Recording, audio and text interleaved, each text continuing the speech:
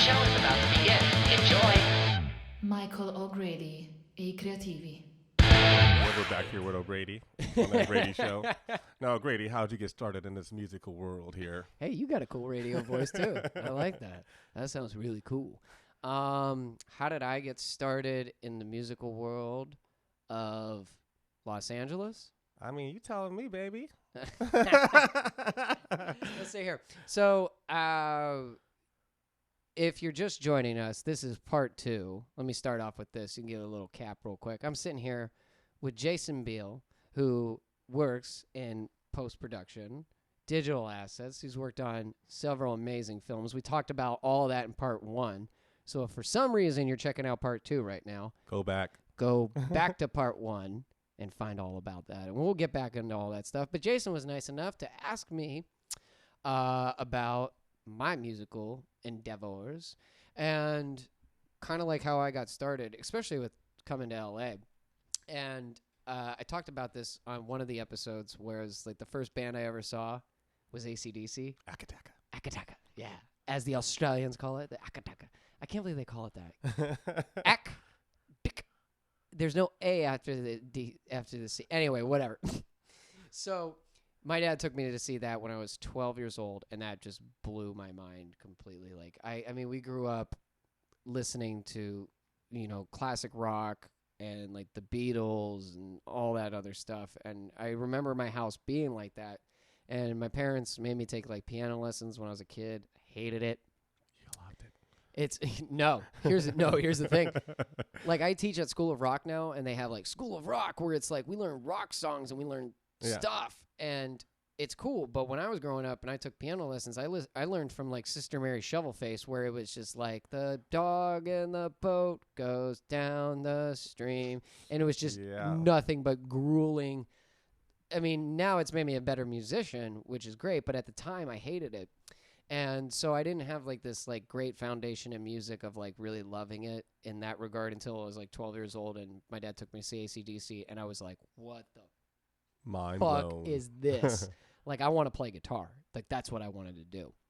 So I grew up with all of that, playing music, diving into everything, learning about Led Zeppelin, the Beatles, Pink Floyd, AC/DC, Jimi Hendrix, whatever, anything I can get my hands on. And I was just like, I was dead set on, like, I'm going to be a guitar player in a band, and I'm going to be the lead guitar player. Well, he did it, ladies and gentlemen. I'm looking at like 900 guitars back here. Yeah. They're out of this frame, but there's so many guitars in this place. These two are in frame. This one's out of frame, and I think I got another. There's a case of 4 on the ground there. I don't even know what that is. That's, because because we got 2 up here, got 1 over here, and I got 2 in the other room.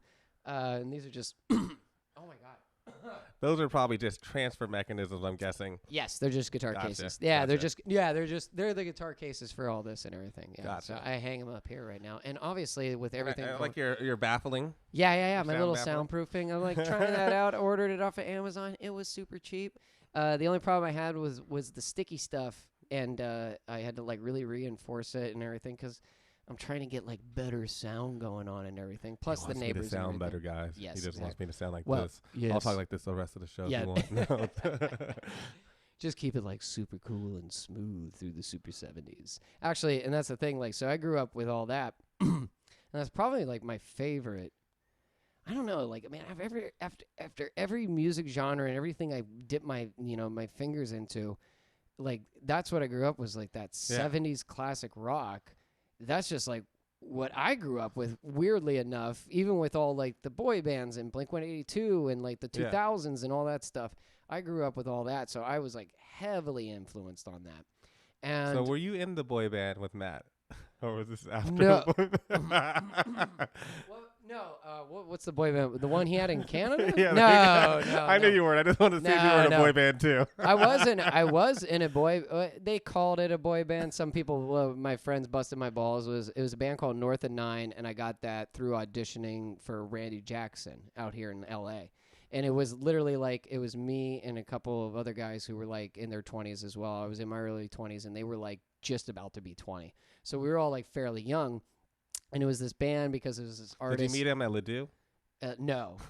No, but I've bumped into Randy plenty of times at the Chateau. Because he used to be able to do Really? 24/7 when I I don't- was in like high school to college. Yeah, I did have a fake ID in high school, guys. But yeah. No, I would because we did the band thing, and then we would go to the Chateau with him. Okay. And then there'd be other occasions that I would go there, and he would be there. And every time you see him, he's just like, "Yo," like he's just so like what you see is what you get. Yeah. And he was sweetest guy ever. Wasn't he the bassist in Journey? At one point, yes. Which is just so odd to me. I can never picture him as the bassist in Journey.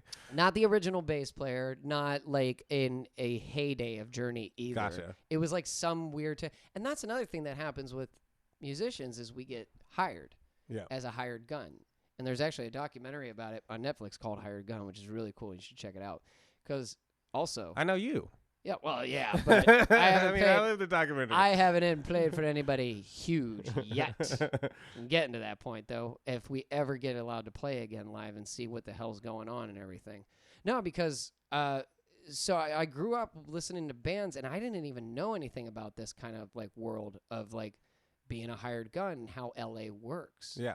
And the reason I grew up with all that stuff, and that's... L.A. is L.A., obviously. Yeah. You know, it's legendary with, like, the Red Hot Chili Peppers, you know, the Doors, stuff like that. Like, the first time I didn't even know the Doors were from L.A., guys. You didn't but, know that? No, I'm just learning stuff on the podcast just like everybody else is. Dude, for instance, okay, you know Santa Monica and Fairfax? Yep. Okay, go past Fairfax, go westbound towards Barney's Beanery. Oh, yeah. In between, like, that little nook area. Well, I know Barney's Beanery found a whole bunch of people, right? They, like, did the little karaoke thing at Barney's Beanery, the one that's off Holloway or whatever, right there. Yeah. That's why so many people go to that karaoke, because it's like 2 people got signed there. So now everybody thinks they're going to get signed there. I see. Don't ask me the names, because as you guys can see from other paths. You're not good with the names. I don't know the names. But it's like areas like that where they're like, yeah, Jim Morrison used to have an apartment like right around the corner from here. And you're like, what? Yeah. And like where they I do know who that is. Yeah. And like where they recorded L.A. Woman, which is one of my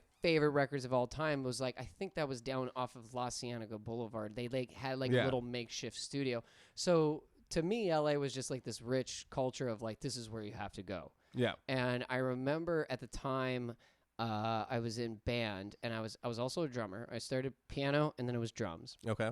And I played in like the school band. And at the time, Did you go to band camp? I did. Oh, wow. And I got kicked out of At band camp. Oh, you were the rebel, so you knew you were going to play the guitar the whole time. I got. All right.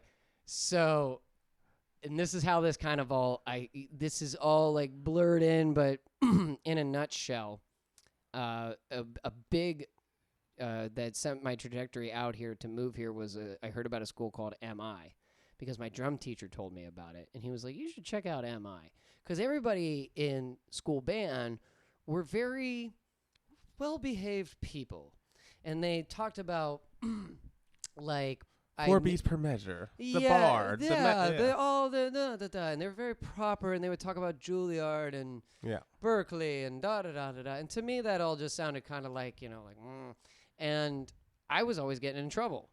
And I remember my drum teacher was like, you should check out this music school that's like based around like rock, basically. It would be perfect for you because you won't settle down. I was like a hyperactive kid.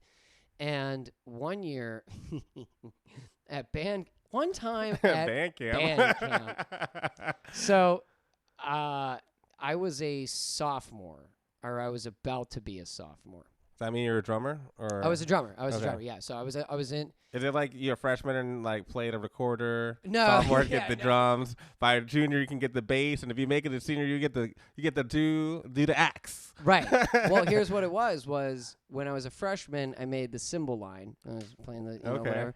And most of the time there'd be like one kid in our freshman grade that would make like snare drum or quads or whatever. But majority of the drummers would make cymbal line. It's kind of like you're the bitches. This is where this is where you start out. This is like your PA grunt. You got to earn your stripes. Sophomore year, and every year I auditioned for snare drum. I wanted to be a snare drummer. Those were like the cool guys, right? Yeah. That's what everybody it was like cymbals. That's when you watch Drumline and they're like, exactly, boom. Yeah. And then fucking Nick Cannon comes out with that movie, and we all went and saw it, and we're all laughing because every single cut in that movie, he's not playing the drums. Gotcha. Oh, yeah. It's probably somebody else. It's probably somebody else's hand. If you watch it, yeah, exactly. Yeah, if you watch it, there's not a single full shot of him playing drums. And, Hollywood magic. Yeah. And so I remember, I auditioned for snare. Freshman year, I auditioned for snare. Sophomore year. Did you audition for Nick Cannon's hand model? Oh, I did. And you know what? Those racist motherfuckers, right? They didn't give me the part. And I was like, how dare you? That's tight. You gave it to that guy just because they have the same skin. Can you imagine? Oh, nowadays, if somebody tried to, or anytime. Karen will be all over that. Somebody trying to put up a stink, like, how could you? My one favorite reverse little joke that's like based off of race that's so funny to me to this day that I remember. Space Jam? Yeah, the movie? Yeah. There's a great line in there where he was just like, he's like, maybe I could be in the NBA. And he's like, nah, man. He's talking to Bill Murray. Oh, he's yeah, like, it's Bill Murray. Yeah. And Bill Murray is like, it's because I'm white, isn't it? Yeah. That one still worked. That's still funny. That's still funny, yeah. But I still remember being as like a kid. Yeah. Or you watch movies nowadays and you're like, here's movies from like the 90s and the 80s where you're like, that could not work. I mean. Shit, you're like, there's no way. It doesn't really work because remember White Man Can't Jump? Right. Remember in Venice? I don't know if you guys are from LA, but they filmed that in Venice, and they had to lower the rim in Venice Beach for him to dunk in that scene. And up until like 5 years ago when they redid the park, for like 15, 20 years, there was one rim that was so short, and it was on the full court. So whoever had to play that way had an extra advantage. For Woody Harrelson's Yeah, because they lowered the rim, and they never brought it back up. So it was literally like that for like 20-something years. Oh, my God. It's ridiculous. Yeah, you don't remember. Oh, man. I have to show you some old pictures of like Venice. It's hilarious. That is something I've never heard, that little history tidbit. Yeah. The rim was lowered for that movie. Yep, and then it never brought it back up. Was it just like a... Because there's those two courts, right? That's right by like the lifting, like where all the Muscle Beach. Yeah, the Muscle Beach guys. So the one closest on the north side was always shorter. It was like only 8 feet when the rest of the three other rims were Get the 10 fuck foot. out of here. Forever. Wow. They couldn't give him like a trampoline to jump off. Nah, they just lowered the shit and they didn't bring it back. Fucking cheap Hollywood. That's so funny. I didn't know that. But they brought it back. Well, they redid the courts. So when they redid the courts, like, I don't know, maybe 4 or 5 years ago, they brought it back up to the right. Like one of those things that you like forget about. You're like, oh yeah, that is in the attic. I forgot about who the fuck would remember it now? But no, so sophomore year of snare drummer. Yep. And we go to band camp. And this is in Ohio, but we went to band camp. Band camp in Ohio, guys, that's like doubly worse. Well, no, here's the thing. We went to Grove City, which was in Pennsylvania. We went to an actual college campus, which is not being used because it's the summertime. And we would go in July, and it would be for 5 days. I think it was like 5 days, if I remember correctly. And at the time, I started smoking cigarettes, and I thought I was super cool. I was rock and roll, whatever, the whole 9 yards. And as anybody knows who starts smoking or doing all that stuff, it's hard to like quit and, not do it or whatever like that. And me, I'm one of those, I'm like, you're not going to interrupt what I do. And I remember my best friend, who is still my best friend at the time, Matt Murray, he was my bunkmate and everything. And I think it's safe to say this now, I'm 31 years old, and it's been well over 10 years. So we would go at certain points. He wasn't involved in this. He wasn't smoking cigarettes. Oh, you're a good friend. You're not ratting him out. Yeah, he didn't rat him out. He didn't rat him out. He really didn't. Honest to God, he really didn't. But what I would Matt do Murray, if your mom's listening, you did not smoke cigarettes. And he didn't. I swear to God, he didn't. But during band camp and all those times, I would go off and find my little pockets of time to go smoke a cigarette. And it was the funnest, coolest, thrilling things to do because you're like, ooh, look at me, look what I'm doing. Yeah. And sometimes at night, because of where our room was and, people are sleeping, I would hang out at the window and smoke outside the window and then put it out and destroy the evidence, basically. At some point, the third or fourth night being there, and during the days, you would have all these rehearsals. You wake up in the morning, you'd have a rehearsal, you take a break, take lunch, you have another rehearsal, and it would all be out at the football field because we'd have to rehearse all that stuff. So our last rehearsal at the football field, at the end of the rehearsal, at the end of it, they go, We have a little final announcement to make. Michael O'Grady, so-and-so, and so-and-so, will you please report to the, what are those called? The parent chaperones. Okay. And we go, okay. And it's like these 2 other kids that were in band that I knew and were, kind of like semi-friends or whatever.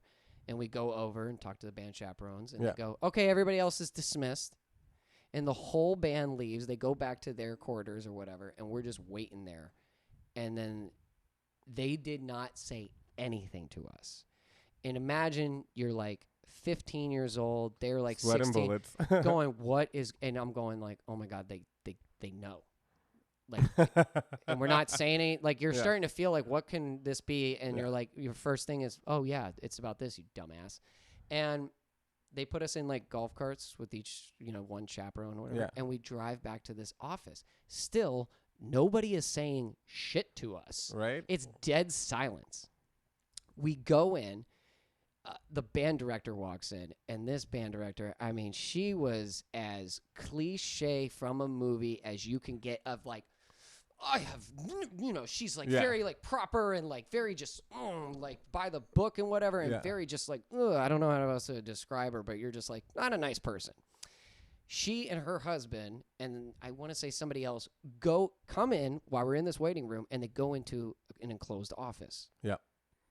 And they call us in. One at a time. They're like, who's gonna rat first? Right. It's like the first 48 vibe going on here and shit. Like, and I'm going like, what the fuck? And at one point, one of the band parent chaperones breaks the ice to us, and he's like, he's in there waiting with us. And again, a lot of these parents, they're parents. Yeah. And they're looking at us like down on us, like, how dare you? You know why you're here. And one of them, God bless him, was kind of like, all right, look, you guys know what this is about, right? And we were kind of like, we think so. And they're like, and he says this all like under his breath, like while they're over there or whatever. Yeah. He's just like, okay, they found cigarettes in your bag. They found cigarettes and booze in your bag. They found cigarettes and booze in your bag. That's why you guys are here. And we're like, what the fuck? And we're like, what's going to happen? He goes, you're probably going to get sent home, and they're going to notify your parents. And he was just like, I don't know why I'm like saying it low now. You're still scared. I'm still scared. He's so scared. He's like, oh shit, I'm still in trouble. That's why he's like, it's 10 years to save. Matt Moore or Matt. Yeah. I didn't rat you out still, buddy. I still held tough. So like I'm saying, and he goes like, and he was cool. He was just like, man, this is fucking. He was just like, this is fucking ridiculous. Yeah. Like. You guys are like 15, 16, 17 years old. I know what I was doing when I was 15, 16. They need to lighten up. Yeah. Like he was like the cool guy. Like being like, he's like, just remain calm and just tell him, be honest. Go with honesty. Yeah. And we go in one at a time. I go in there and they're like, wait, they found it. They say it. And I go, yeah, if you found it, okay. Yeah. And they're like, asking like, that weird question of like, why did you do this? And they're like, what do you want me to say? Because I'm stupid? Like, because I thought I could get away with it. That's the honest to fucking God truth. Why, like, what do you, like, oh, I'm a bad person and I need Jesus. No. It's like, I thought I can get away with it and I'm sorry. Like, I like lied to you or whatever. They're like, well, you're going to have to call your parents. And God bless my mother. And if my dad ever sees this, he's going to know now. But he never knew. And my mom never told him. I'm sending him a copy of this right now. My mom, he'd be like, ow. And you know what my mom did? Like, she told him that I got really sick. She totally defended me on it. She picked me up from Grove City, which was like a 45-minute drive from our hometown.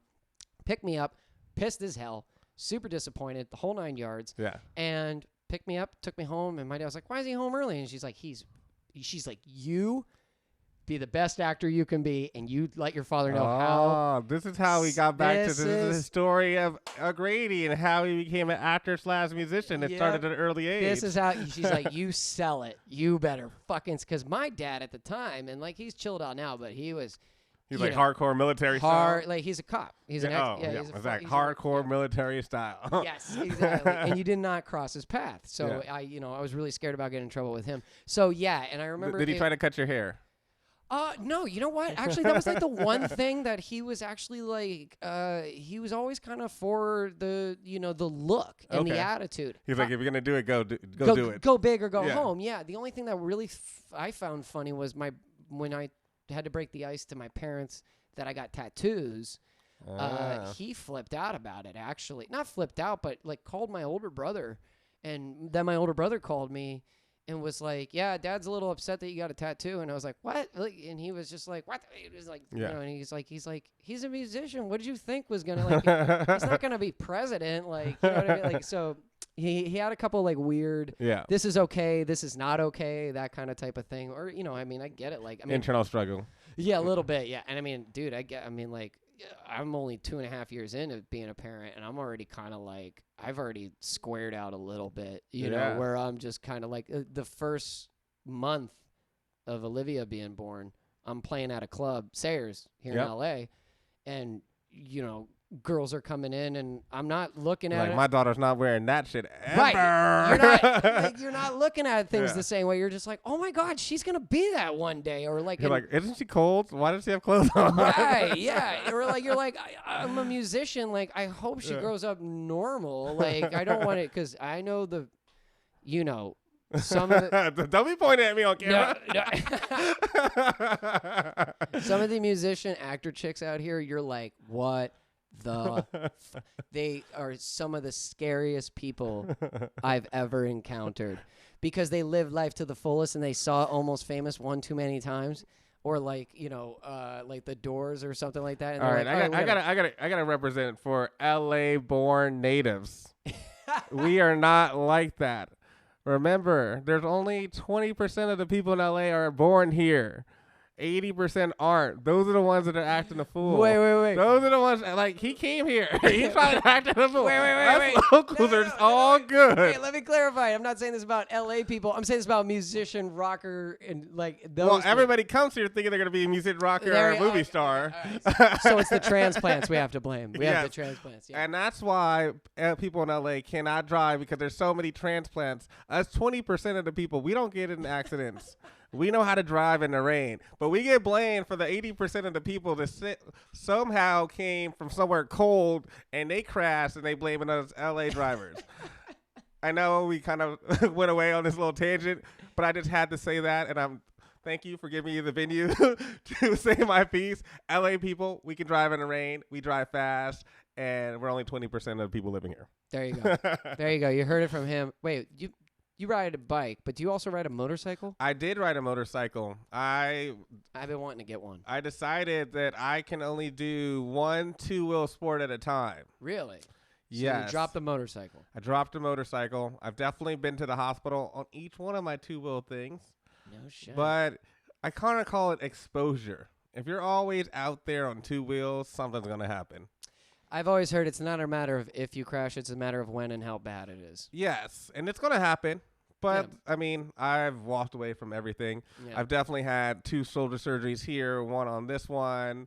Definitely had to stay in hospital. Is that from the motorcycle or just or both? Oh, no, I mean, the most tragic ones are actually the bicycle. But I definitely already dislocated shoulder that I did on a regular bike, again on the motorcycle. No shit. But, yeah, did that make you go, I'm not going to ride now? Well, you know what? I always wanted to have a cool motorcycle story. Like, so for you guys to know, I had a 1991 FXR Harley. Big bad boy. Clean, full chrome everywhere. No shit. Everything. Had some chrome speakers on that shit. It was baller. You can ask that. Personalized license plate, chrome. How long did you have that for? Man, maybe 5-6 years. No shit. Yeah, for a while. But, I was just, this is a crazy story. Might as well get into it. Do it. So, it's a classic kind of bike. So, and it has to warm up like an old car. So, normally I would go outside, turn it on, sit on it, put my gloves on, put the leather jacket on, right, put the helmet on, then wait a little bit and then roll off. For some odd reason, and I never did this time, I put on everything in the house. So I put the leather on, the gloves, and my helmet and stuff on the house, walked out, turned the bike on, sat on it. And every once in a while, cars always veer towards you a little bit, and they turn at the last minute. I don't know why they do that. It's like, I don't know if they're not paying attention or whatever. Right. But they always like straighten out. So after a while, I mean, this is in front of the house. So I've seen it happen a billion times. So, you stop worrying about it. Right. And then I'm like, this car keeps looking like it's getting fucking closer to me. You're already moving or no? not? I'm on the bike, chilling. Idle. Right. Because it's warming up. Yeah. And then I'm like, oh, this car is gonna come over me. So everything goes in slow motion, like the movies. So I'm like, oh shit, let me jump. And so I jump off the bike, and I'm like, oh, I heard, because everything feels slow. I was like, I heard a crunch, and I didn't feel anything yet. I'm like, I made it. And then boom, nope. Body flies into the neighbor. The neighbor just got a brand new car. That shit was dented with my body in the back of it. Her brand new SUV had my whole body like that dented. Went in, yeah. The guy had already hit another car earlier before he hit me. His mother had died that day, and he just should have been like off the road. I don't know if he was drinking or not. I didn't get that far because we were kind of separated. Ambulance came for me, blah, blah, blah. But he was close to the house. Where most accidents happen. He was only a couple blocks from his place. Yep. And then, he already had hit a car, and then he hit a motorcycle. Good day. Wait, so your bike is on the street by the curb? Yeah, you park, like parallel. So cars park this way, you're this way, but there's no car here. And he hit you from behind? No, there's no car here, so he hit me straight on, because, you park your bike, if you get a bike, you back into a spot. Right, okay, gotcha, yeah. Now, I started riding a motorcycle at a very early age, and I remember on Melrose, I parked in, like in front of where the old Johnny Rockets used to be. Oh, okay. And I had an old ass. That's right around here. Yeah. Yeah. 1979 Yamaha 1100, like XS 1100, I think. Weighed like almost 600 pounds. Ooh, wow. And I think I was 18, scrawny as shit, no muscle. And I parked, and then there's the gutter. Okay, yeah. So you can't, if you can't use the engine to get out, that's why you always back in, so you can get the engine to get out of the gutter if it's too much of a gutter. Right. Oh, okay. Yeah. So I can't. But luckily, the scariest dude, with leather jacket, big old white dude with a handlebar mustache, he looks at me in disgust, and he's like, "Get on the bike!" And literally, he just grabs. I'm like holding the clutch. He just grabs the headlight and shoves me in the middle of the street. I'm like, how did he do that? I couldn't even get the bike myself. I'm like yanking. This big evil Harley guy was like, "Here you go." Probably like, "Don't ever come back here, you fucking idiot." So he knew. and especially, and I was like, "Thank you," and I just skirted off as a little young kid. My God, that's so funny. But I never parked the wrong way again. So you have to back in. So you're sitting at an angle. Yeah, because there's a crown to every street for the water to run off. Right. So if it's too steep, or there's a weird gap and your bike's too heavy, you can't pull it. You're not going to get it out. Yeah. So you have to always back in. Right. So you're sitting there like this. Yeah. So facing the road. And he comes at you from the left. Yeah, from my left. Correct. Right. Okay. Yeah. So boom. Correct. Yeah. No shit. Yeah. Wow. So it was not even a fun story. I wasn't going 100 on the freeway. No, or nothing like you're that. you weren't even. I got hit parked. The fuck. That's the best part of it. That? I got hit parked. Oh my God. Now, but okay, because I mean, just that's to me, I would be I'd be sitting there going, "What the fuck? I wasn't even moving."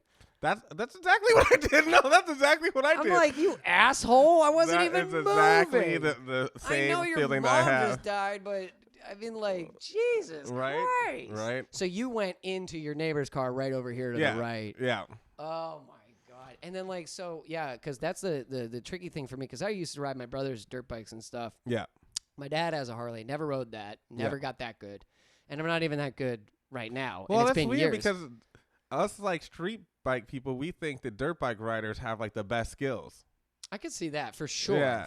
Sure. Yeah, because it's more of built for speed, and Harley's a pleasure. Well, where it's just we're just even the sports bike guys are oh, if you could ride a dirt bike, you can ride anything, kind of thing. Because they probably are yeah, you probably whatever. But I know even just riding there, I think it's 125 cc. Yeah, that sounds about right. Yeah, like that.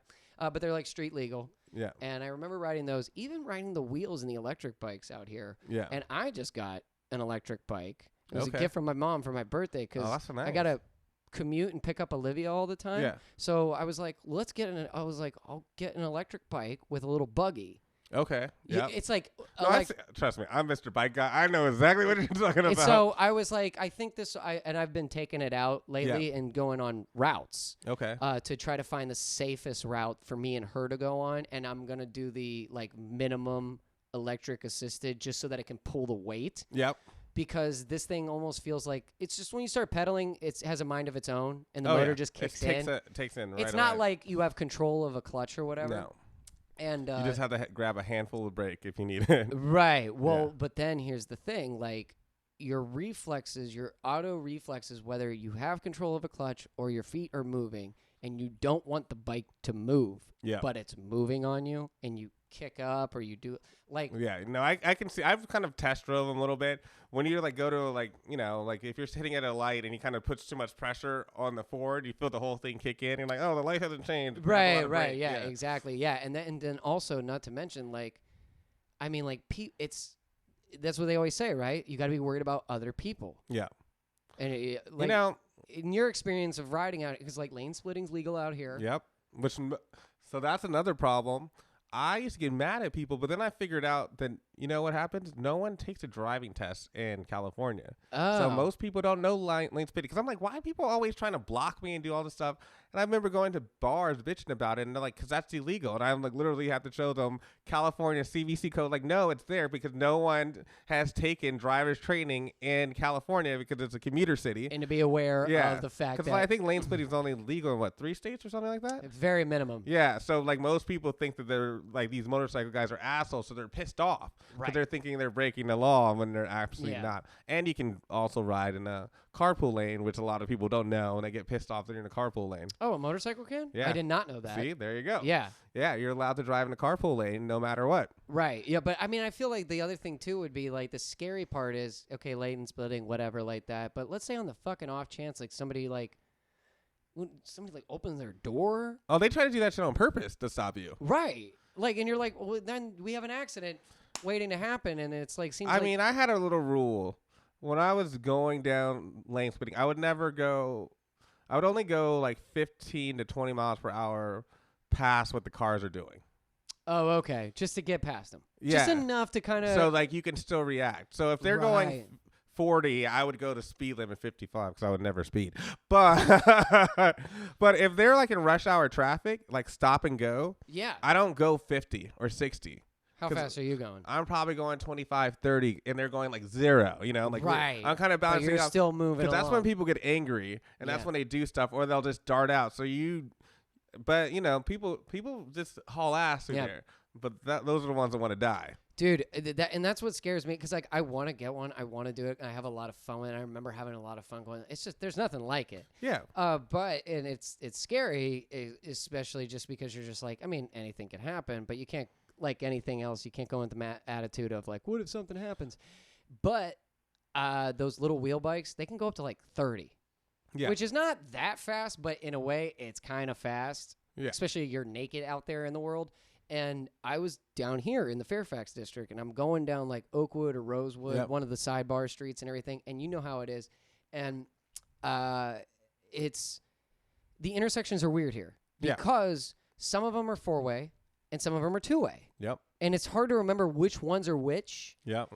So I'm going down the road, and there's cars going past me, and it's that weird game where I don't have to hit every stop sign. I don't hit the stop signs on those things, but they do. So sometimes I'm ahead, sometimes they're ahead, right? We're doing this shit. Oh, you're playing a jockey game. I hate that. I'm not playing it. Yeah, but I'm just going. Yes. But they're catching up to me, and sometimes they're stopping. So there's one car was doing, and I don't think they did this on purpose.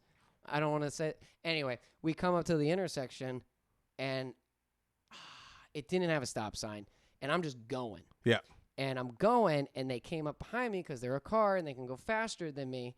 And they went up, and they got ahead of me. Right when we hit the intersection, they were ahead of me. They move over. They turned right. Oh, the right. We call that the right hook. Without a signal, without warning, nothing. I don't think they did it on purpose. I think it was just the timing of it. Well, and because of that timing, I was carrying my guitar with me, like a flight case. Yeah. And I hit the brake. Here's what I didn't know about the wheels. At that time, if I'm right on this, I hit my right brake in reflex because of bicycles, that's your back tire. But the left is your front tire. But the left on the wheels is the back tire. No. Left is front brake. Right is rear. No, not on the wheels. It's the opposite. It's a European bike? No. The wheels out here, the electric bikes that we have that you can rent. I've never ridden the electric bikes out here. So the ones that are like So it's limes, like motorcycle style. Exactly. Yeah, I didn't know that, and my reflex kicked in, and I hit the front brake, and I nosedived with my guitar. Hit the pavement. I broke my fall. Yeah.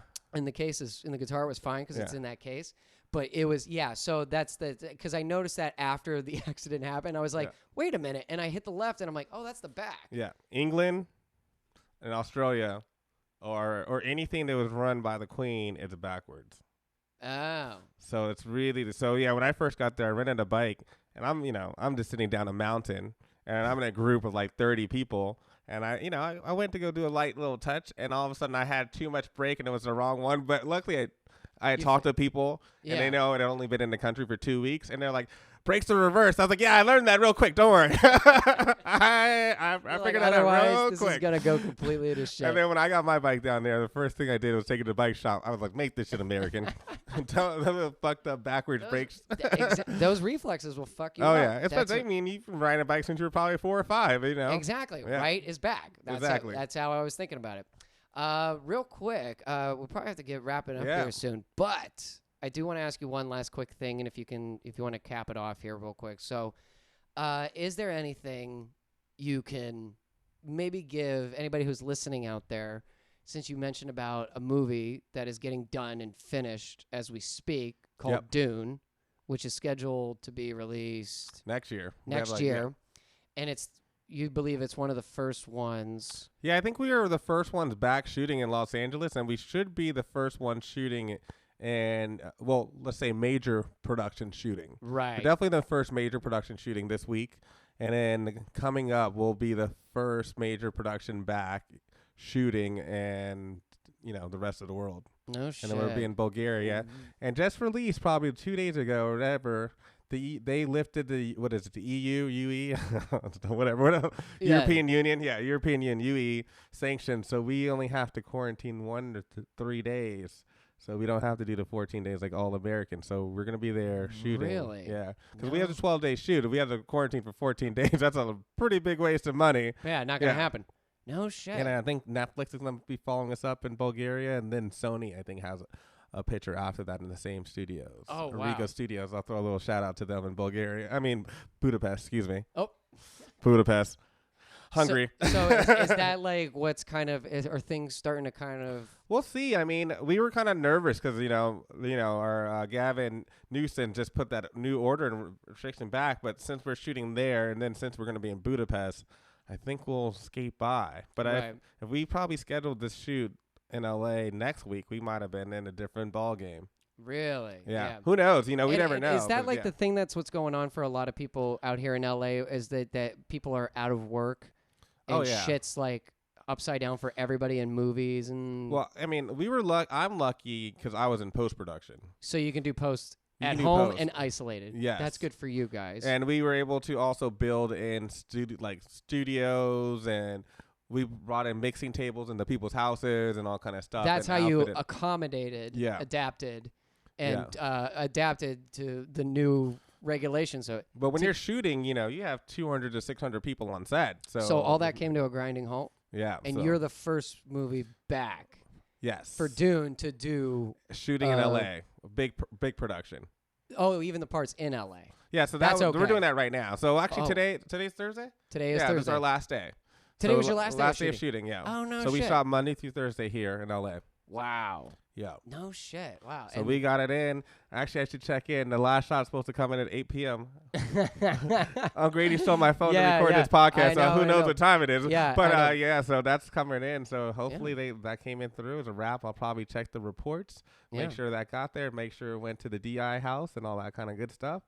And that's also what we do in post-production. Nice. There you go. Well, dude, Jason, thank you so much for coming down and talking with me. Anytime. And being a guest on the show and everything. It was a blast, and kind of getting an idea of like what you do on the other side of the spectrum of the Hollywood movies and everything, the post-production. If anybody out there is listening or checking this out and you want to get into like something like that and you're like, what does that entail as far as you know, like they can check out stuff that, you know, they can see what you've done and listen to this show, watch this show, hear you talk about like Avatar, all that stuff. There's so much other shit that we could have like went into. Oh yeah, there's so many fun movie stories. We'll have to do a part. We'll have to do 3, 4, 5, 3, 4, 5, and everything, and just like a little insight of like what we've been kind of like dealing with. But fortunately for you guys, you've been able to still keep a steady pace. We actually released Enola Holmes. So if you guys want to watch that, it's on Netflix. I think it should be out by now. It might be out next week. But Enola Holmes is coming out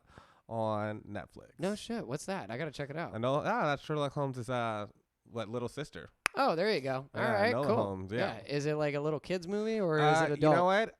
It's advertised like it's a little kid's 14-year-old girl film, but it's really good. Really? No shit. Yeah, it's good. Sorry, Legendary, but I let my dad take a peek at it, and he even liked it. And, you know, that's a 50-year-old man. Everybody, so it's good. I'm not gonna have to edit that out, am I? Nah, that's cool. I think he's family, so I won't get in trouble. Yeah, it's like he'll forget about it next week anyway. Whatever. All right, buddy. Thank you so much. Thank you.